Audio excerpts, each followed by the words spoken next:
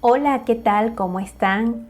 Bienvenidos una vez más a este podcast de psicoterapia infantil en el que una vez más les habla su servidora, Yarixa Ferreira, psicóloga, y en esta oportunidad para hablar un poco sobre lo que es el neurodesarrollo, las características del neurodesarrollo, hablar un poco de cómo los reflejos primitivos inciden en lo que es el desarrollo infantil, en cada uno de esos dominios del desarrollo infantil. Hablarles también un poco de justamente cómo se produce el neurodesarrollo de abajo hacia arriba y de la importancia que tiene el movimiento en el aprendizaje y en el cumplimiento de cada una de esas fases del neurodesarrollo. Pues bien, en primera instancia, acerca de lo que es el neurodesarrollo, vale decir que se refiere al proceso ordenado y complejo en el que el cerebro adquiere nuevas habilidades y un mejor funcionamiento adaptativo, lo que conduce a un desarrollo humano armonizado. Este proceso es continuo desde la concepción hasta la muerte y está influenciado por factores genéticos y ambientales. Aunque el inicio no determina el resultado del desarrollo, sí ejerce un impacto importante en el proceso. La interacción bidireccional entre factores genéticos y ambientales es fundamental para la estabilidad y predicción del desarrollo. En este proceso, el papel de las primeras etapas de la infancia en el desarrollo es importante y prepara el escenario para el futuro. La investigación actual en genética ha demostrado que el genoma no es inmutable y que los cambios inducidos por el medio ambiente pueden afectar la expresividad de los genes. La antigua controversia entre naturaleza versus crianza ha quedado atrás, ya que los genes y el ambiente interactúan para influir en la conducta. En resumen, el desarrollo es un proceso flexible e interactivo en el que todas las variables naturales y ambientales participan y en el que el ser humano es un ser activo de su propio desarrollo. Dentro de las características del neurodesarrollo se encuentran en primera instancia que implica cambios ya sean morfológicos o variacionales. También es que es no lineal, no aditivo y no continuo, ya que las características emergentes anteriores o emergentes en las fases anteriores influyen en las fases posteriores, pero los cambios de salida no son proporcionales a la entrada. También vale decir que es un proceso ordenado y secuencial con una secuencia propia de la especie y una velocidad o un ritmo individual. Tiene una dirección definida hacia los fines específicos, es relativamente permanente e irreversible y se caracteriza por la epigénesis y la emergencia en el que el organismo avanza hacia niveles de complejidad organizacional crecientes mediante la relación multidireccional y recíproca de los factores involucrados. Entonces, en todo este proceso es importante descubrir la importancia de los reflejos primitivos en el desarrollo infantil. Y es que desde que nacemos, nuestros reflejos primitivos juegan un papel vital en nuestro crecimiento y desarrollo. Estos movimientos automáticos e involuntarios sientan las bases para las habilidades motoras, sensoriales, cognitivas y emocionales más complejas, siendo los reflejos primitivos los que permiten la conexión entre el cerebro y el cuerpo desde los primeros días de vida. En el desarrollo de la psicomotricidad, por ejemplo, estos reflejos evolucionan para convertirse en habilidades motoras más sofisticadas, como gatear, caminar, agarrar objetos, y esto va sentando las bases para el movimiento independiente. En lo que es el dominio de la integración sensorial, los reflejos primitivos ayudan a procesar y responder adecuadamente a la información sensorial, construyendo la capacidad de explorar y comprender el entorno. En lo que respecta a la regulación emocional y la cognición social, la integración de los reflejos primitivos proporciona una base para el desarrollo de habilidades emocionales y sociales saludables, promoviendo la confianza y las relaciones positivas. Y en cuanto al desarrollo cognitivo, a medida que los reflejos se integran, abren las puertas al desarrollo de la atención, la memoria y la resolución de problemas, impulsando el aprendizaje y el crecimiento intelectual. Según María do Cabo, la principal razón de los problemas de aprendizaje es la persistencia de los reflejos primitivos después de los primeros años de vida. Estos reflejos son respuestas involuntarias a ciertos estímulos, como golpes, sonidos fuertes o inesperados, entre otros. El sistema se desarrolla a través de estos reflejos primitivos. Me refiero al sistema nervioso, obviamente, en los cuales el bebé comienza a adquirir estos reflejos, digamos, de alguna manera, se empiezan a manifestar desde el útero materno. Y gracias a estos reflejos, el bebé podrá desarrollar más adelante reacciones posturales necesarias para erguirse, moverse y en general consolidar habilidades de psicomotricidad gruesa y fina, además de las habilidades lingüísticas.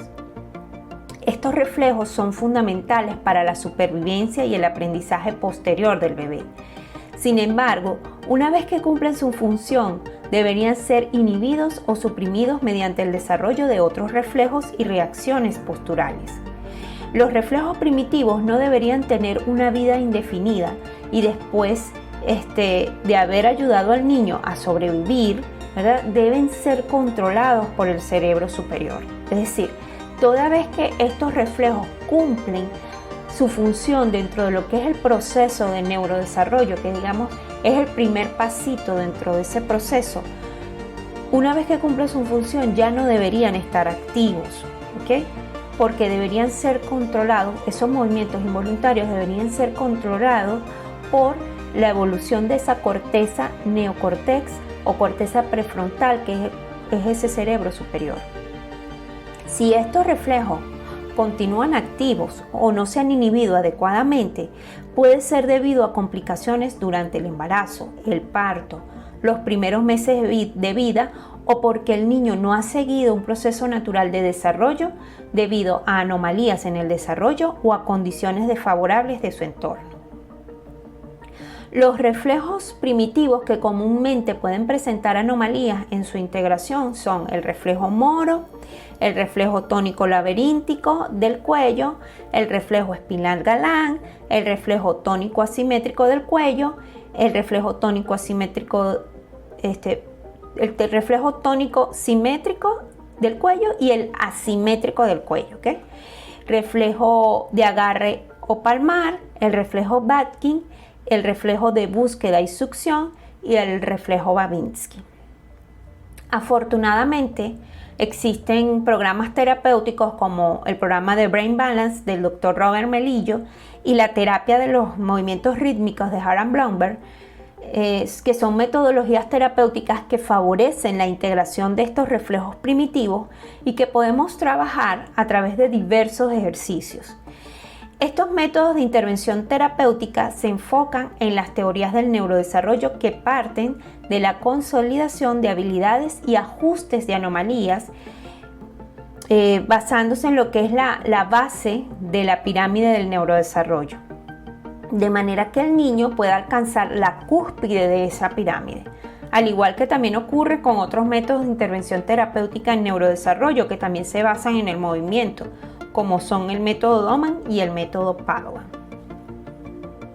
Justamente si vemos esa pirámide del desarrollo, para poder llegar a habilidades de orden superior como las conductas adaptativas, el aprendizaje académico, la autonomía personal, primero el ser humano atraviesa una serie de hitos del desarrollo que son como escalones de esas pirámides. Y en la base justamente están lo que son los reflejos primitivos, las reacciones posturales y lo que es el desarrollo de los sistemas sensoriales, como el laberíntico vestibular, la propiocepción y los demás sentidos, tacto, vista, etc. Y a función de allí va la pirámide en ese desarrollo de abajo hacia arriba. De hecho, el doctor Melillo, desde su enfoque de Brain Balance y la terapia de los movimientos rítmicos, proponen una modificación a esa pirámide, considerando que la base del neurodesarrollo descansa justamente en esos reflejos primitivos. Luego vendría todo lo que es la parte sensoriomotora, lo que es la conciencia corporal, el procesamiento y finalmente la conducta adaptativa, donde tendrán o se podrán desarrollar habilidades de orden superior como la atención, cognición social, el comportamiento adecuado, el aprendizaje académico. En este proceso, entonces, si vemos que el neurodesarrollo, si entendemos el proceso del neurodesarrollo como una pirámide donde en la base se encuentran momentos, procesos o elementos que son básicos y elementales y que son los procesos iniciales por los cuales debe atravesar el ser humano, como es los reflejos primitivos, entonces podemos entender que el neurodesarrollo se produce de abajo hacia arriba, incluso en el mismo cerebro. Tal como lo describe Manlian, el desarrollo cerebral se produce justamente de abajo hacia arriba, adquiriendo cada vez más funciones complejas. Y aunque las tres áreas están presentes y conviven desde el mismo comienzo, en este sentido me refiero a las áreas del cerebro triuno, ¿no?, que tienen que ver con la parte del cerebro reptiliano, donde está todo lo que es el movimiento, la psicomotricidad, el sistema límbico, que implica lo que es la emoción, y finalmente el neocortés, donde tenemos ya las funciones más complejas o de orden superior. Entonces, estas tres fases quizás conviven desde el mismo momento, pero en el inicio, la que tiene mayor ponderación en el inicio de lo que es el proceso de neurodesarrollo es justamente ese sistema que tiene que ver con el movimiento, que es el sistema reptiliano. Como lo explica Rossini Uriarte, las etapas del desarrollo que nos sugiere la teoría del cerebro triuno coinciden mucho en el tiempo y sus características con las descritas por Jean Piaget para el desarrollo cognitivo infantil. Y precisamente porque el desarrollo se produce siempre en la misma secuencia. Primero, lo que es la parte psicomotora, segundo, la parte socioemocional y tercero, la parte intelectual. Por ello, desde el neurodesarrollo se trabaja a nivel psicomotor, con el cuerpo y el movimiento, ¿okay? Todas estas terapias, todos estos programas terapéuticos que están enfocados en el neurodesarrollo se basan justamente en exponer al niño, a la persona, al adolescente, al adulto, el que sea, a el movimiento, a atravesar, a retransitar ciertos momentos dentro de sus etapas evolutivas de maduración y de desarrollo, ciertos momentos que tienen que ver con el movimiento.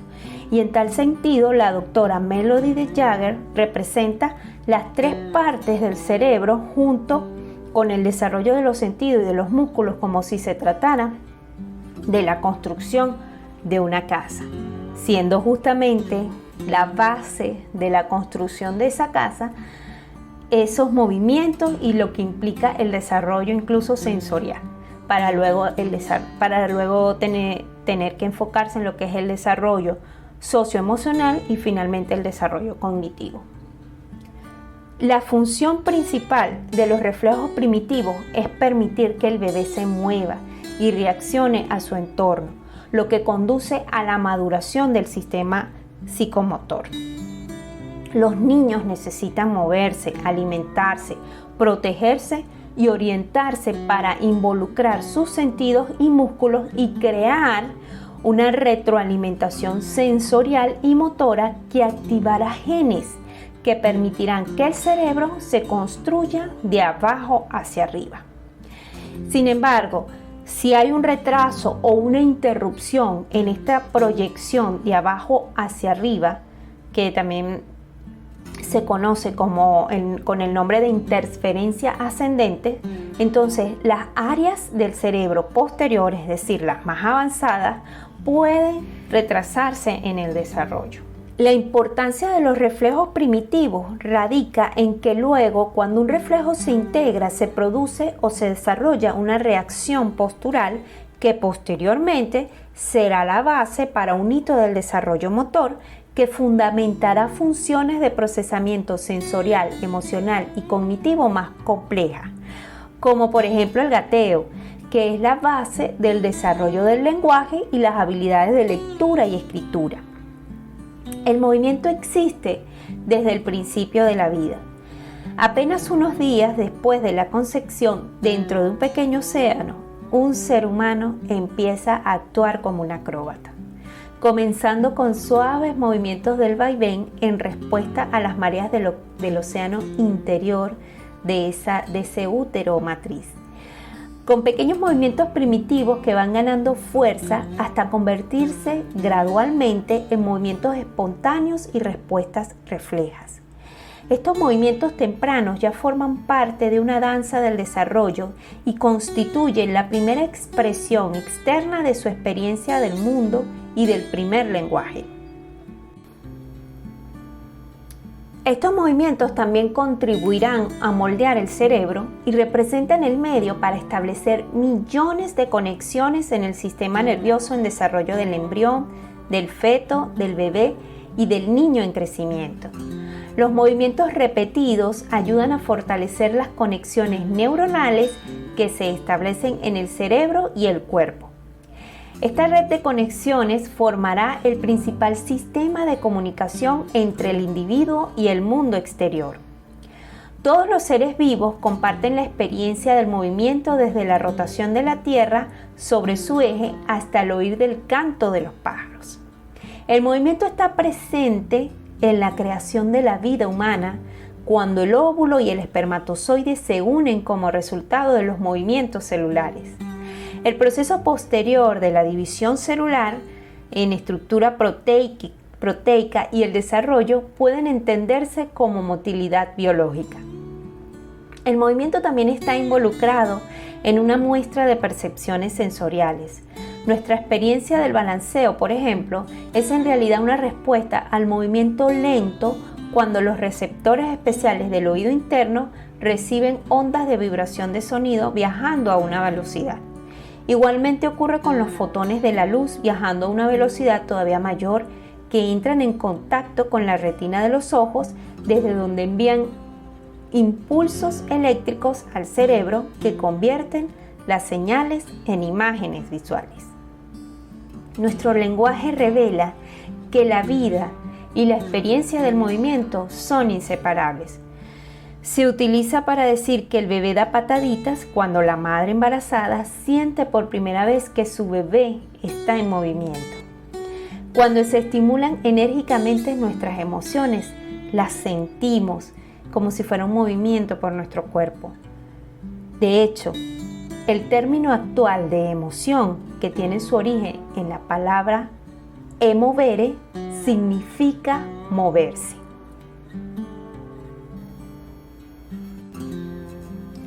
En este sentido, el movimiento es una parte integral de la vida desde el momento de la concepción hasta la muerte, y la experiencia del movimiento de los niños jugará un papel esencial dando forma a su personalidad, sus sentimientos y sus logros. En el momento del nacimiento, las conexiones con los centros superiores del cerebro solo están tenuemente establecidas. Esto vendría a ser el equivalente neurológico a un boceto preliminar de un gran diseño, el cual llevará muchos años en el que el proyecto sea ejecutado completamente y los bocetos se conviertan en una estructura sólida. La naturaleza o la huella genética proporcionan un primer borrador, porque como seamos criados con las oportunidades que nos proporcione nuestro entorno, posibilitarán la construcción de esa estructura. Entre tanto, la educación es, en su más amplio sentido, el proceso a través del cual se desarrollará esta estructura. Entonces, ¿cuál es la importancia del movimiento en el aprendizaje temprano? Bueno, los primeros años de vida se dedican a adquirir el control corporal. El ser humano nace en una etapa relativamente prematura del desarrollo en relación a sus habilidades motoras cuando se compara con la situación de partida de animales mamíferos que pueden levantarse sobre sus propias patas poco después del nacimiento. La dimensión del cerebro humano en relación a la pelvis materna está pensada para que el bebé pueda nacer cuando todavía puede atravesar los huesos pélvicos con seguridad. Los primeros 9 meses de vida postnatal son de hecho la segunda mitad de la gestación. Durante ese periodo se forman muchas conexiones vitales entre los centros superiores e inferiores del cerebro, que son necesarias para que el niño gane fuerza muscular frente a la gravedad y pueda levantarse sobre sus manos y sus rodillas para que pueda gatear y finalmente para que pueda caminar. Una vez que logra el control de la postura erguida, las manos se liberan de la tarea de soportar el peso para desarrollar habilidades manipulativas. Es a partir de ese momento cuando el niño puede prestar atención al desarrollo de capacidades que son exclusivamente humanas, como la capacidad de caminar, hablar y utilizar el lenguaje simbólico. Al principio, el niño experimenta con el mundo exterior a través del movimiento. Durante los primeros 9 a 12 meses de vida, el bebé va a adquirir miles de patrones nuevos de movimiento y la capacidad de moverse. Al mismo tiempo que aprende estos movimientos, el niño reproduce el desarrollo cerebral de otros seres vivientes, pasando de un entorno acuático en el vientre del materno, donde los movimientos son de carácter pisiforme como los peces, hasta arrastrarse sobre su vientre como un reptil, gatear con las manos y rodillas como un mamífero, desplazarse sobre sus pies mientras utiliza las manos para agarrarse y finalmente adquirir confianza y control del equilibrio sobre los 2 pies. Las diferentes etapas del desarrollo motor tienen un reflejo en el desarrollo del cerebro.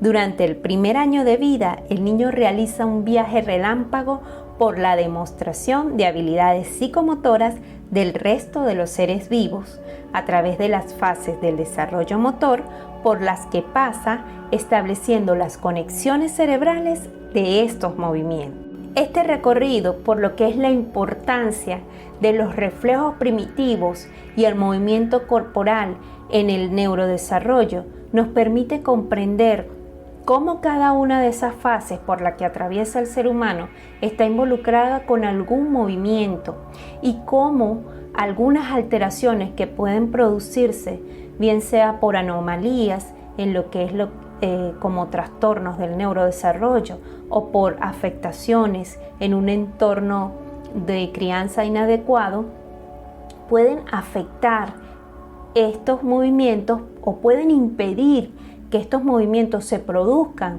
de una manera natural y espontánea y en función de allí generarse ciertos problemas que vamos a ver en las aulas de clases, que vamos a ver en las conductas inadecuadas que pueden presentar los niños. Comprender estas fases nos permite entender mejor los procesos por los cuales han atravesado los niños y que si nosotros favorecemos la integración de esos reflejos primitivos y el retransitar por esos movimientos, vamos a ayudar a ese niño a superar cualquier limitación que pueda tener en el entorno académico, en el entorno social y en la regulación emocional. Bueno, esto es todo en este podcast. Espero que les haya servido, que sea de su agrado y seguimos en un próximo podcast donde seguiremos conversando acerca de estos temas relacionados con lo que es el neurodesarrollo y la psicología del desarrollo. Muchas gracias por su atención, muchas gracias por estar allí, muchas gracias por apoyarme en todo lo que es seguir mi contenido que publico a través de mis redes sociales. Adiós.